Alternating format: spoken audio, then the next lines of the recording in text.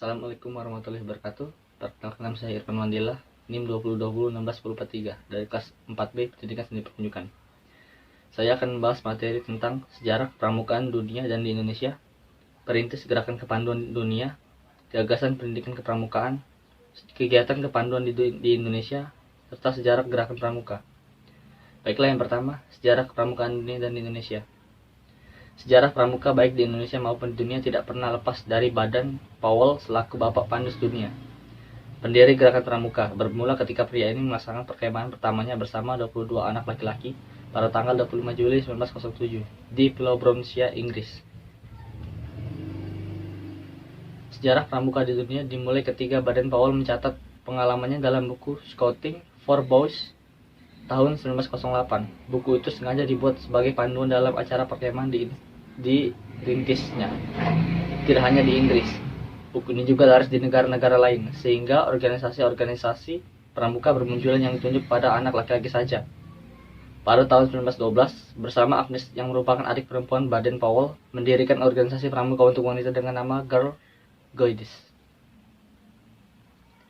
Sejarah pramuka di Indonesia dimulai dengan pasang surut dalam aktivitas organisasi, di mana pada saat itu Indonesia masih berada dalam masa penjajahan.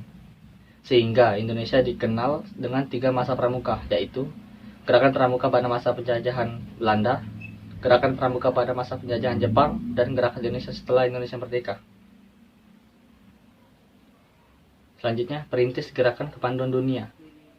Munculnya gerakan kepanduan di dunia dipelopori oleh Robert Stephenson Smith Baden Powell yang kemudian dikenal dengan Bapak Pandus Dunia.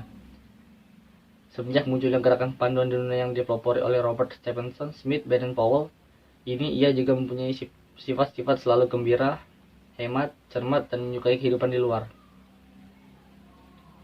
Kegiatan kepanduan di Indonesia.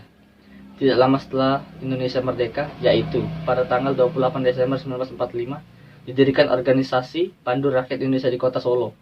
Organisasi ini ditetapkan sebagai wadah kepanduan di mana anggota kepanduan Indonesia bisa bermaung. Pada tahun 1961, terdapat sekitar 100 organisasi kepanduan di Indonesia yang terbagi menjadi 3 federasi organisasi, yaitu Persatuan Kepanduan Putri Indonesia, Ikatan Indonesia, dan Persatuan Putra-Putri Indonesia. Kemudian, pada tanggal 14 Agustus 1961, gerakan pramuka dikenal pada masyarakat Indonesia dengan resmi. Oleh sebab itu, Hari Pramuka diperingati setiap tanggal 14 Agustus.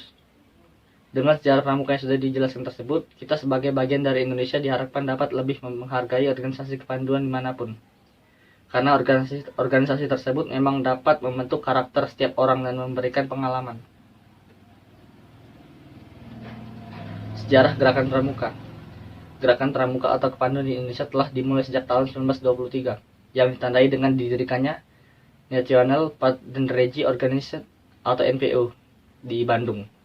Sedangkan pada tahun yang sama di Jakarta didirikan Young Indonesia Pageantry Organization.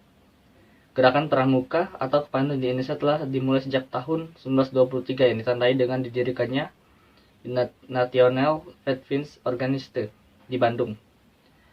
Pada tanggal 26 Oktober 2010, Dewan Perwakilan Rakyat mengesahkan Undang-Undang Nomor 12 Tahun 2010 tentang Gerakan Pramuka.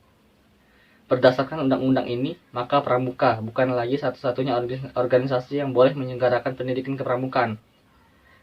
Organisasi profesi juga diperbolehkan untuk menjalankan kegiatan pramukaan tersebut. Baiklah, terima kasih. Wassalamualaikum warahmatullahi wabarakatuh.